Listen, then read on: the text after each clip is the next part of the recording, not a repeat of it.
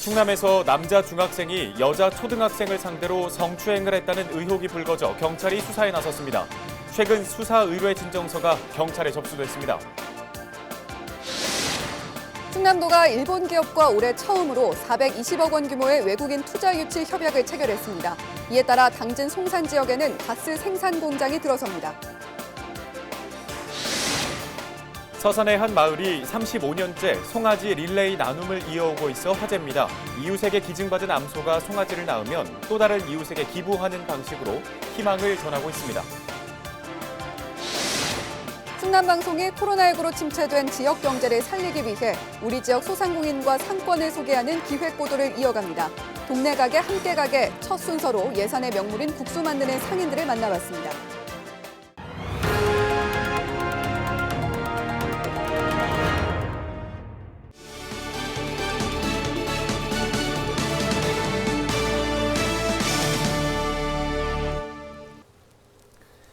시청자 여러분 안녕하십니까? 헬로티비 뉴스입니다. 첫 소식입니다.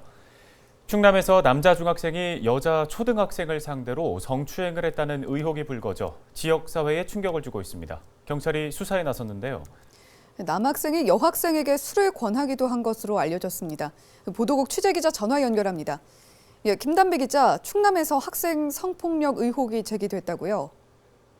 네, 그렇습니다. 충남 경찰 등에 따르면 지난달 초 중학생 A군이 친구를 통해 알게 된 초등학생 B양을 집으로 오게 한 뒤 추행했다는 취지의 수사 의뢰 진정서가 최근 경찰에 접수됐습니다. A군은 당시 B양에게 술을 권하기도 한 것으로 알려졌는데요. 현재 충남경찰청 여성청소년수사계에서 해당 사건을 맡아 수사하고 있습니다. 네, 이 미성년자 성추행 의혹이 불거지면서 지역에서도 충격적이라는 반응들이 많은데 피해 초등학생 보호자는 이 사실을 몰랐다고 하더라고요. 네, 이 상황을 전혀 모르고 있던 B양의 보호자는 사건 발생 이후 약 한 달이 지난 12월 말에야 이런 상황을 접하게 된 것으로 파악됐습니다. A군 학교 측에서 온 연락을 받고 알게 된 건데요. 보호자는 뒤늦게 알게 된 것도 화가 나는데 A군 보호자가 내 딸만 따로 만나 A군과 어떤 사이인지 물어봤다는 말까지 듣고 분통이 터졌다고 얘기한 것으로 전해졌습니다. A군의 보호자가 B양을 오도록 한 곳도 사건이 일어난 A군 집이었던 것으로 확인됐는데 B양 보호자는 자신도 큰 충격을 받았지만 B양이 심리적으로 큰 압박감을 느꼈을 것이라고 주장했습니다. A군 학교에서는 학교폭력대책심의위원회를 열어 사실관계를 파악할 계획인데요. 다만 A군은 만 14세 미만의 촉법소년이어서 죄 성립 여부와 관계없이 형사처벌을 받진 않을 전망입니다. 사건이 진행이 된 정황도 그렇고 촉법소년이라서 처벌을 받지 않는다는 사실도 그렇고 참 화가 나는데요. 네, 일단은 오늘은 여기까지 듣겠습니다. 지금까지 보도국 김단비 기자였습니다. 다음 소식입니다. 충남도가 일본 기업 다이킨 공업과 올해 처음으로 외국인 투자 유치 협약을 체결했습니다. 이 다이킨 공업은 반도체 제조용 가스를 생산하는 업체로 지난해 매출 25조 원을 올리는 등 국내 시장의 28%를 점유하고 있습니다. 국내 반도체 장비 제조업체인 CNG 하이테크와 합작 법인을 설립해 당진 송산 2 외국인 투자 지역에 3만 4천 제곱미터 규모로 공장을 신축합니다. 예상 투자금은 420억 원이고 직원 50여 명을 신규 채용할 계획입니다. 공장이 완공되면 내년 10월부터 국내에서 가스를 생산해 삼성전자와 SK하이닉스 등에 공급할 예정입니다. 충남도가 코로나19 감염 위험이 있는 정신질환 자가격리자를 위한 격리병실을 신설합니다. 전액 국비로 홍성과 아산 지역에 격리병실 40개가 구축되는데요. 이달 중으로 보건복지부에서 예산을 지원하면 6월까지 공사가 완료될 예정으로 평상시에는 일반 환자 입원실로 사용하다가 격리 대상이 발생하면 즉시 가동됩니다. 충남도는 정신질환자의 경우 격리가 필요할 때 마땅히 입원할 병원이 없어 정부 차원에서 전국적으로 설치를 추진하게 됐다고 설명했습니다.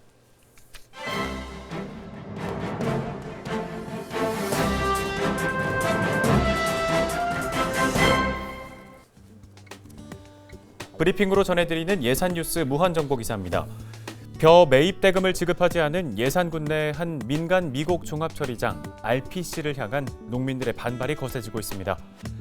13일 오후 13억 원이 넘는 벼값을 받지 못한 예산읍, 대술, 신양 지역 등 피해 농민들은 RPC 입구를 트랙터 등으로 막아섰습니다. 돈을 갚기 전에는 쌀 한 톨도 나갈 수 없다는 이유 때문입니다. 예산군 등에 따르면 군내 공공비축미 지정 수매 장소인 RPC는 보관하고 있던 산물벼 604톤을 인수해 전남 지역 유통업체에 위탁 가공을 맡기는 형태로 판매했습니다. 정부에 내야 하는 산물벼 대금 10억 원은 해당 유통업체가 미리 지급했고 벼는 이날 운반하기로 했는데요. 이 소식을 들은 피해 농민 30여 명은 RPC를 찾아 운반 차량을 막아선 뒤 유통업체로부터 받은 돈으로 농민들에게 미지급한 벼 매입 대금을 우선 변제할 것을 요구했습니다.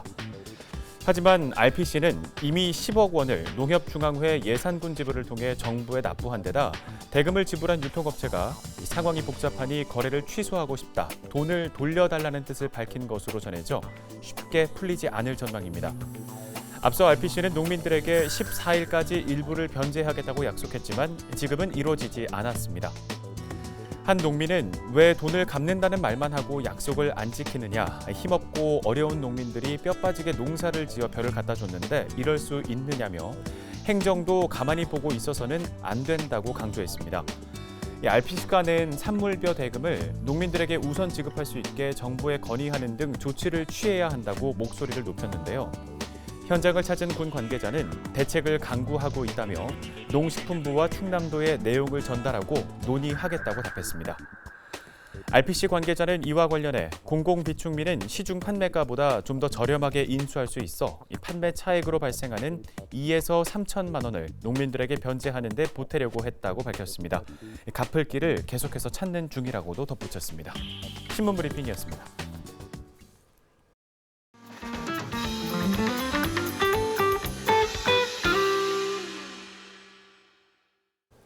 이번에는 우리 지역의 상권을 소개하고 소상공인들을 만나보는 동네 가게 함께 가게 순서입니다.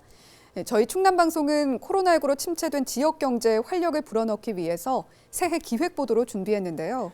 오늘 첫 순서는 예산 지역의 명물이죠. 국수를 만드는 상인들을 만나봤습니다. 정선영 기자입니다. 예산 시장에 있는 한 국수집입니다. 점심 장사 준비에 한창인데요. 멸치 육수에 소면을 넣고 야채 고명을 얹은 잔치국수가 이곳의 대표 메뉴. 단돈 3,500원이면 맛있고 든든하게 배를 채울 수 있습니다. 지난해 문을 연 이 가게는 어려운 형편을 이겨내고 창업을 준비하는 주민들이 모여 운영하고 있습니다. 국수를 판 돈은 자활사업 참여자들에게 전달되는데요. 조리법을 배우고 자금을 모아서 국수집을 내는 게 목표인 최재순 씨. 부푼 마음을 안고 시작했지만 예상치 못한 코로나19에 매출이 절반 이상 줄어 힘든 시기를 보내고 있다고 말합니다. 여기도 뭐 처음처럼 그렇게 장사가 잘 되면 진짜 막 신나게 일하겠는데요. 지금은 너무 안 돼서 하루에 뭐 10만 원이나 못 팔 때도 있어요. 그래서 장사가 안 돼서 너무 힘들고 진짜 이거 뭐 장사만 잘 되면 여기서 이제 창업해서 나갈 수도 있는데 지금 같으면 창업해서 힘들 것 같아요. 창업 나간다 해도. 그래서 힘든 점이 많아요. 잘 됐으면 좋겠어요. 빨리 코로나 좀 멀리 좀 보내줬으면 좋겠어요. 국수집이 잘 돼야 좋은 곳, 바로 제면소입니다. 제면기가 힘차게 돌아가고 곳곳에 하얀 국수가락이 가지런히 널려 있는데요. 햇볕과 바람에 말린 뒤 긴 가락을 투박하게 썰어 종이에 둘둘 말면 완성입니다. 할아버지와 아버지의 가업을 물려받아 3대째 제면소를 운영하고 있는 김민균 씨. 70년 가까이 숱한 위기를 견뎌냈지만 올해는 코로나19로 식당들이 타격을 입으면서 제면소 사정도 어려워졌습니다. 주말 되면 외지 손님 와야 되는데 국밥집이건 뭐 국수집이건 다 외지 손님 안 오니까 타격이 엄청 심하죠. 저희는 그 식당들 위주로 거의 하거든요. 식당들이 매출이 좋아야 저희도 매출도 오고 그런데 식당들이 잘 안 되니까 저희도 매출이 거의 똑같이 식당이랑 똑같이 떨어지고 있어요. 예산 시장에 있는 국수집은 10여 곳으로 수십 년 동안 대를 이어 만든 집들이 많습니다. 어려운 시절을 지나온 지역 상인들의 삶이자 이제는 하나의 문화가 되어 해마다 축제까지 열릴 만큼 예산의 자랑이 되는데요. 코로나19가 종식되고 국수를 대접하던 잔칫날처럼 가게마다 다시 문전성시를 이루길 바라며 예산군에서도 상권 살리기에 나섰습니다. 코로나19로 인해서 우리 지역 소상공인들이 참 많은 어려움을 겪고 있어서 저도 정말로 마음이 좀 아픕니다. 따라서 지난해는 우리 군에서 소상공인들을 위한 국민 생활 안정 자금을 269억 원을 지원한 데 이어서 올해도 우리 소상공인들이 그 업종에 따라서 적게는 100만 원, 또 많게는 300만 원까지 지원을 하고 또 36억 원의 특례 보증도 지원을 해드렸습니다. 소상공인에 대한 그 어려움도 해소되고 또 침체된 상권도 살리면서 우리 지역 경제 활성화에 도움이 되고자 저희 군에서는 적극 지원해 나갈 그런 계획이라는 말씀을 드리겠습니다. 동네에서의 소비가 지역 경제를 살립니다. 동네 가게 함께 가게 헬로티비 뉴스 정선영입니다.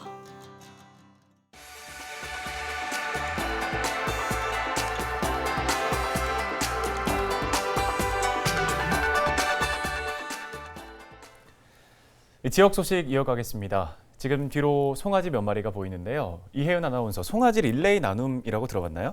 저한테는 조금 생소한데 그런 운동이 있나요? 네, 이웃에게 기증을 받은 소가 이렇게 송아지를 낳으면 또 다른 이웃에게 그 송아지를 다시 기증하는 이렇게 릴레이로 이어지는 나눔이라고 합니다. 네, 좋은 취지인 것 같기는 한데 요즘에도 이런 운동이 진행이 되는 건가요? 네, 사실은 1980년대까지는 전국적으로 유행을 했다가 그 이후에 명맥이 조금 끊겼는데 서산의 한 마을은 35년째 이 릴레이 나눔이 이어져 내려오고 있다고 합니다. 네, 무려 35년 동안이나 요즘같이 어려운 시기에 더 훈훈하게 느껴지는데요. 자세한 내용은 한범호 기자가 보도합니다. 자그마한 축사에 자리를 잡은 소 2마리. 3년 전 이웃에게 받은 어미소가 새끼 소와 오붓하게 지내고 있습니다. 대가 없이 소를 보내준 이웃에게 늘 보답하고 싶었던 주인은 자신이 키운 또 다른 송아지를 최근 기증하면서 마음의 빚을 조금 덜어냈습니다. 없는 사람 도와주는데 고맙지. 그래서 고맙게 생각하는데 아무 답례도 못했어요. 살기가 어려워서. 좋았죠. 없는 사람께로 보내니까. 정병욱 씨는 송아지 릴레이 나눔을 계기로 본격적인 한우 사육에 뛰어들게 됐습니다. 5년 전 농사에 쓸 거름을 마련하기 위해 송아지 한 마리를 받은 게 시작이었습니다. 첫 번째 소가 낳은 송아지가 또 새끼를 낳으면서 어느덧 키우는 소는 4마리까지 늘었습니다. 최근엔 송아지 한 마리를 수백만 원에 팔아 경제적 도움이 됐습니다. 이장님이 이렇게